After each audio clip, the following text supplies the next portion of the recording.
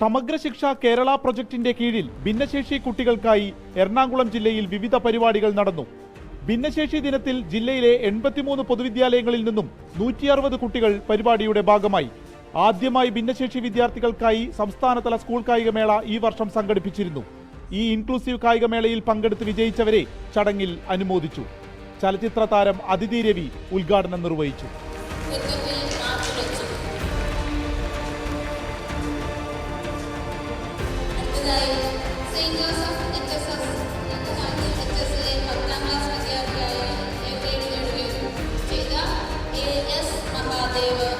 വളരെയധികം സന്തോഷമുണ്ട് ഇതിൻ്റെ ഒരു പാർട്ടായതിൽ.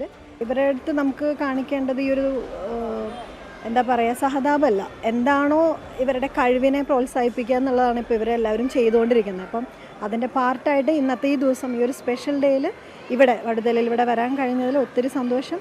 Vaduthala Don Bosco senior higher secondary സ്കൂളിലായിരുന്നു ചടങ്ങ്. ഈ വിഭാഗത്തിൽപ്പെടുന്ന കുട്ടികൾക്ക് കൂടുതൽ ആത്മവിശ്വാസം കൊടുത്തുകൊണ്ട് പൊതുധാരയിലേക്ക് അവരെ കൊണ്ടുവരിക എന്ന ലക്ഷ്യം വെച്ചുകൊണ്ടാണ്.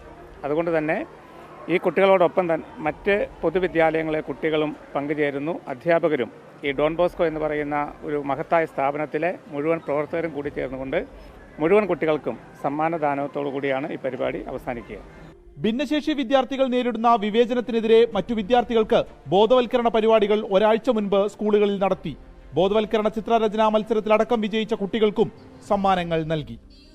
24 കൊച്ചി.